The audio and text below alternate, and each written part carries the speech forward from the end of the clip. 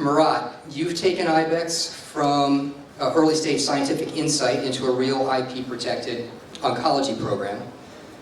Can you walk us through your journey at 𝐲𝐵EX, noting some of the key inflection points, whether it's scientific data or IP or other partnering or otherwise, that have really meaningfully changed the trajectory of your science and or risk profile and helped convert your asset into an asset that you believe is a fully investable asset? So 𝐲𝐵EX, when we started the company, it's very important to understand the market and what market you're going to be addressing. So in our case, we actually hired a chief scientific officer as a first step of building a company from scratch, because you can't go anywhere without someone who's very knowledgeable in the field.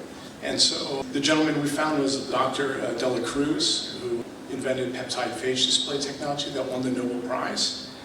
And so we sat down with him and we asked him, this is, look, we want to address an unmet need. We don't want to go after the same targets everyone else is doing, the CD20s, the HER2s that are in the clinic right now. There might be dozens and dozens of them.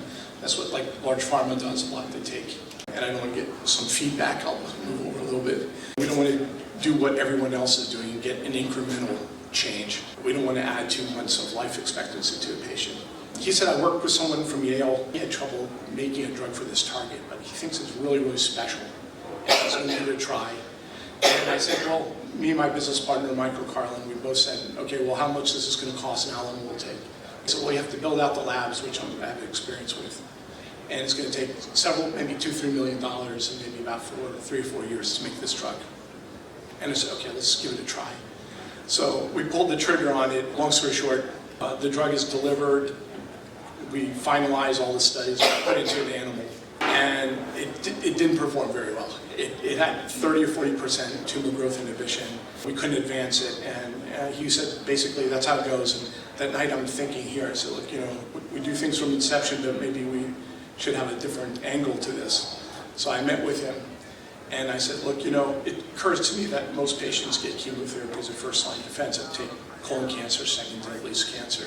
He said, yeah, that's right. Standard of care drugs are pretty effective. Even chemotherapy is able to address 65% of that patient population. But the 35% become chemo-resistant. That's why most cancer drugs today don't cure the patient, because the patient becomes resistant to the chemotherapy.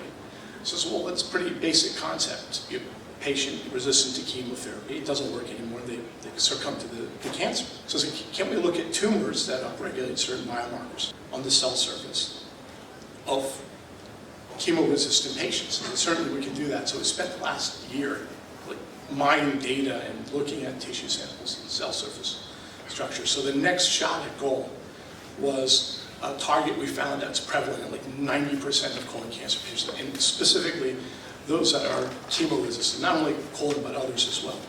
So take another second long story short, we made the drug, we tested animals, and multiple times. And most recently, we did a dose-dependent study. An intravenous dose in an animal completely eliminated a solid tumor with no toxicity. This was only a few weeks ago. So that was the 11-year journey as an example of a company that basically made a cancer drug from inception.